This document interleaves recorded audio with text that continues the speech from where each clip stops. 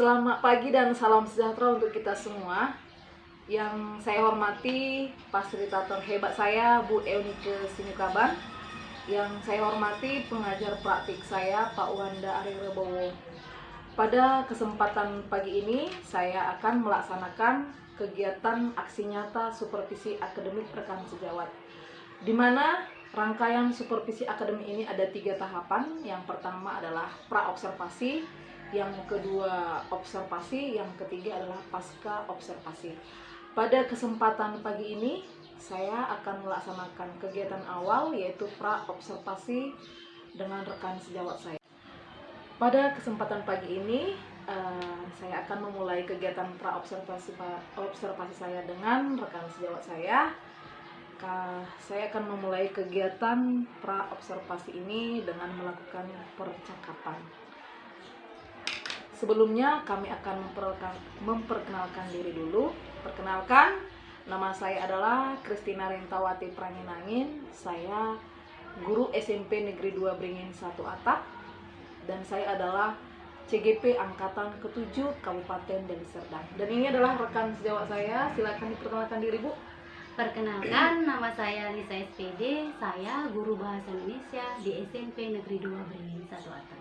Oke, baik, Bu. Kita mulai percakapannya ya, Bu ya. Baik, Bu. Selamat pagi, Bu Lisa. Selamat pagi, Bu. Apa kabarnya hari ini, Bu? Alhamdulillah sehat. Syukur ya, Bu ya. Maaf ya, Bu, mengganggu waktunya ya. Tidak apa-apa, Bu.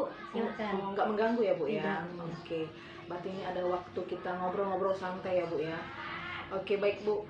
Sesuai dengan kesepakatan kita kemarin, Bu, yang kita ngobrol di ruangan Bapak Kepala Sekolah ya, di mana beliau memilih Ibu yang menjadi rekan sejawat yang akan saya supervisi, ya, Bu ya.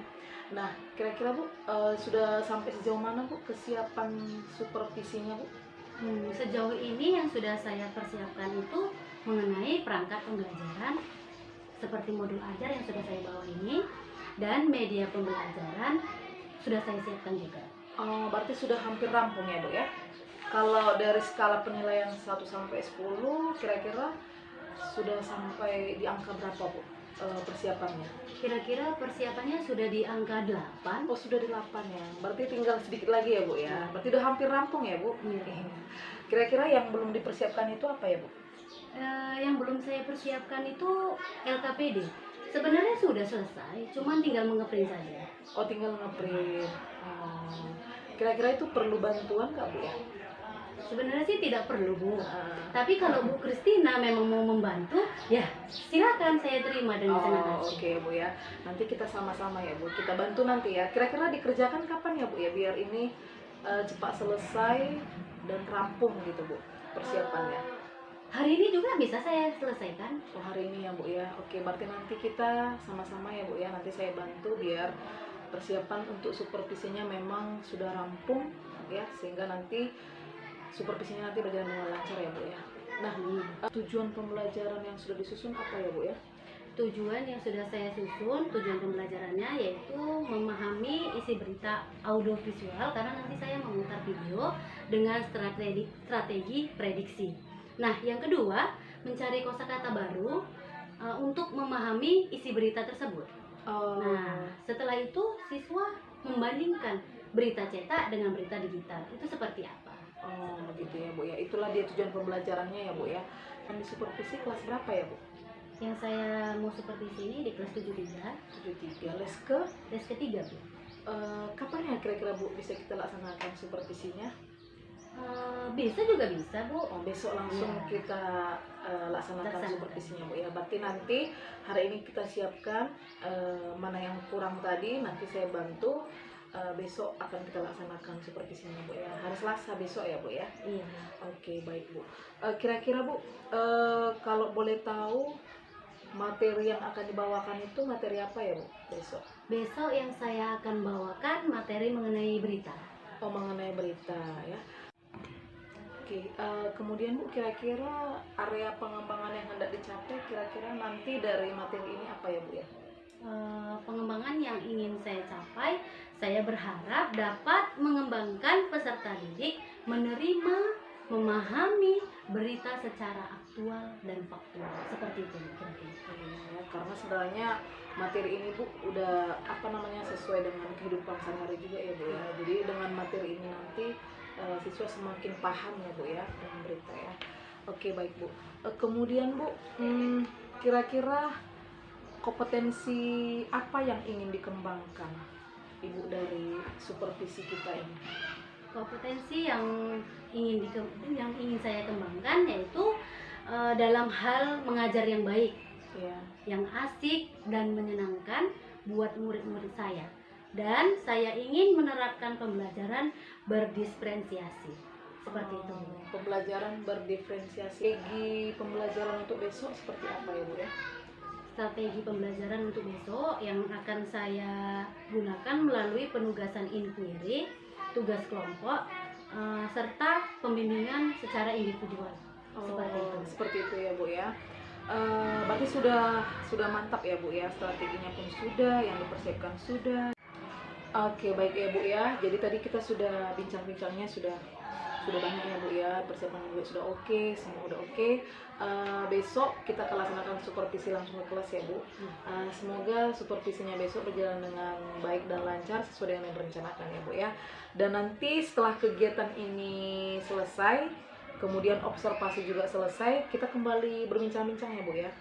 Kita bincang-bincang kira-kira apa sih yang belum terlaksana dan kira-kira apa yang belum, dan kemudian juga nanti kira-kira rencana pengembangan diri Ibu untuk jangka panjang itu kira-kira apa. Nanti kita lanjutkan lagi bincang-bincangnya Bu ya. Terima kasih ya Bu Lisa ya sudah meluangkan waktunya hari ini ya Bu. Sama, Bu. Sampai jumpa kembali. Sukses buat kita semua ya Bu ya. Amin. Sukses buat saya, sukses juga buat Ibu. Oke Bu. Demikian kegiatan praobservasi dengan rekan sejawat yang sudah saya lakukan di pagi ini. Salam dan bahagia. Salam guru penggerak. Tergerak, bergerak, dan menggerakkan. Terima kasih.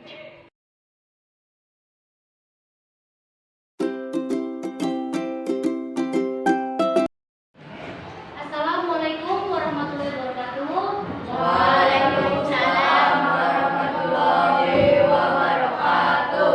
Selamat pagi anak ibu. Pagi, Bu. Gimana kabarnya hari ini? Sehat? Sehat, Bu. Oke, baik. Alhamdulillah kalau semua sehat. Nah, sebelum belajar kita berdoa dulu. Siapa yang mau memimpin doa? Saya, Bu. Oke, siapa Ilham? Oke, pimpin doa Ilham. Sebelum belajar, marilah kita berdoa menurut agama dan kepada kita masing-masing. Berdoa dimulai.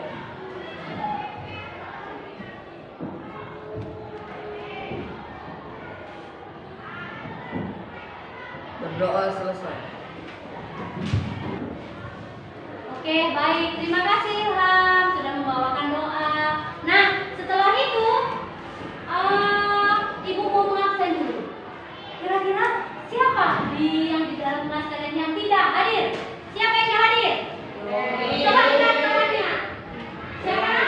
Yogi. Yogi. Terus untuk materi pembelajaran pada pagi hari ini kita harus tahu tujuan pembelajaran terlebih dahulu. Udah, coba lihat tujuan pembelajaran yang sudah ada di papan tulis. Sebutkan tujuan pembelajaran yang pertama apa saja? Peserta didik menerapkan strategi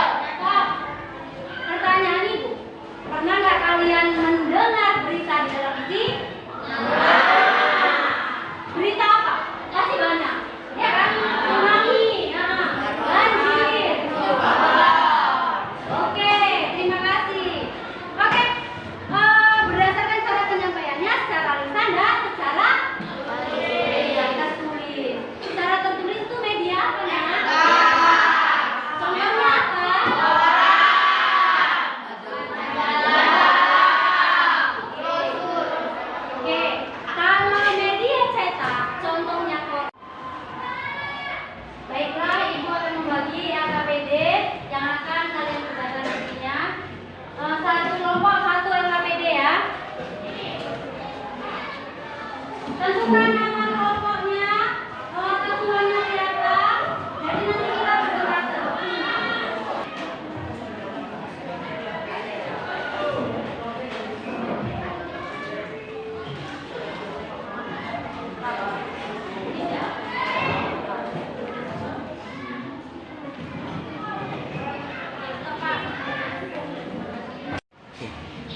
Baiklah, LKPD sudah Ibu serahkan sama kalian. Nah, untuk mengerjakan tugas ini, coba lihat dulu video yang mau Ibu tayangkan.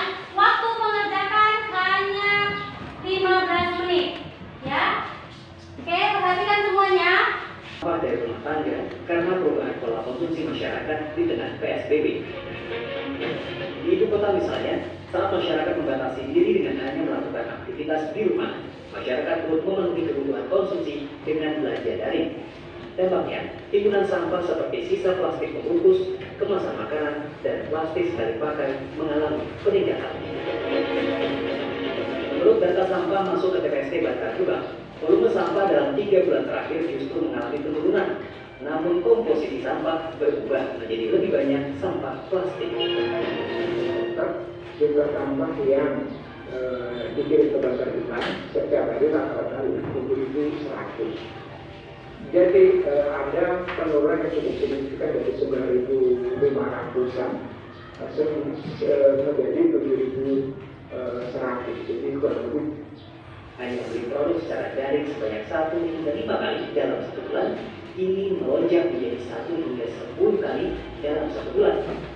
LIPI juga mencatat, selotip, plastik, dan bubble wrap merupakan pembungkus yang e-commerce pada bulan Maret meningkat 18%, jadi 98,3 juta transaksi. Total nilai transaksinya meningkat hampir 10% menjadi 20,7 triliun rupiah. Peningkatan transaksi terbesar adalah kebutuhan primer seperti makanan, minuman, personal care seperti hand sanitizer, dan masker. Oke, nah itu tadi video yang sudah kita tayangkan. Nah, tugas kalian yang ada di LKPD yang sudah Ibu bagi, coba prediksi yang tadi kalian dengar, tulis ke tanda checklist kalau memang benar, kalau salah tulis checklist yang salah.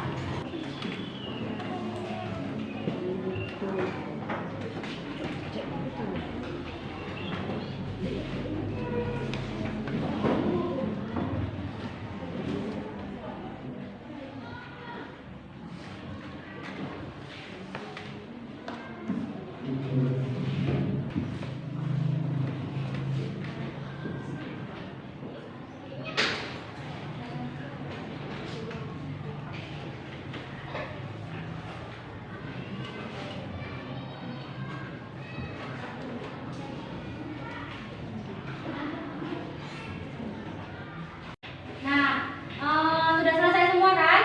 Oke. Kita akan mempresentasikan satu kelompok maju ke depan. Siapa kelompok yang mau maju? Kelompok ini. Oke. Oke, kelompok ini ada Pak. Silakan maju ke depan. Selamat pagi teman-teman. Pagi. Moderator akan memperkenalkan kelompok saya. Perkenalkan, nama saya Adepa sebagai moderator dan Martin sebagai ketua kelompok, dan ada Reto dan juga Laura. Kami akan mempresentasikan tugas kami yang berjudul perbandingan berita cetak dan berita digital yang akan dibaca oleh Martin. Perbandingan berita cetak dan digital. 1. Warna. Warna pada harian cetak warnanya agak sedikit, yang hanya berisi warna abu-abu. Sedangkan media elektronik memiliki warna-warna yang banyak. 2. Tata letak kolom. Tata letak kolom pada harian cetak memiliki tulisan sejajar dan memiliki kolom yang rapi. Sedangkan di media elektronik tulisannya tidak rapi. 3. Keberadaan gambar. Di media cetak gambarnya kecil dan tidak nampak jelas. Sedangkan di media digital atau elektronik gambarnya besar dan jelas. 4. Penempatan iklan. Kalau media cetak tidak memiliki iklan. Sedangkan kalau di media elektronik iklannya banyak.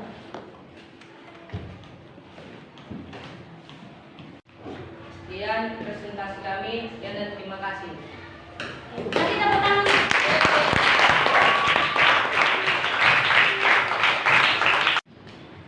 Ya, itulah presentasi dari kawan kalian. Terima kasih untuk kelompok 1 sudah mempresentasikan hasil diskusinya. Silakan duduk. Oke. Baiklah, ini saja pembelajaran pada pagi hari ini. Nah, di antara kalian, siapa yang bisa menyimpulkan pembelajaran hari ini? Oke, siapa namanya? Joy Mastika ya. Oke, silakan Joy. Kesimpulan yang saya dapat pada pelajaran hari ini adalah mengenai berita yang merupakan informasi yang bersifat aktual dan aktual. Oke, kasih tepuk tangan. Oke, berakhirlah pelajaran pada pagi hari ini mengenai tentang berita. Kesimpulan yang dapat kita ambil yaitu berita adalah merupakan sumber informasi yang benar, aktual dan faktual. Nah, berita itu terdiri atas penyampaiannya yaitu secara lisan dan secara tertulis. Secara lisan berbentuk media cetak. Nah, untuk pertemuan yang akan datang, coba lihat buku kalian halaman 103. Nah, koran apa saja, berita apa saja, tapi koran terbaru ya. Nah, besok pertemuan yang akan datang akan kita bahas mengenai koran, mengenai media cetak. Paham? Paham mana Ibu? Akhir kata Ibu ucapkan selamat pagi.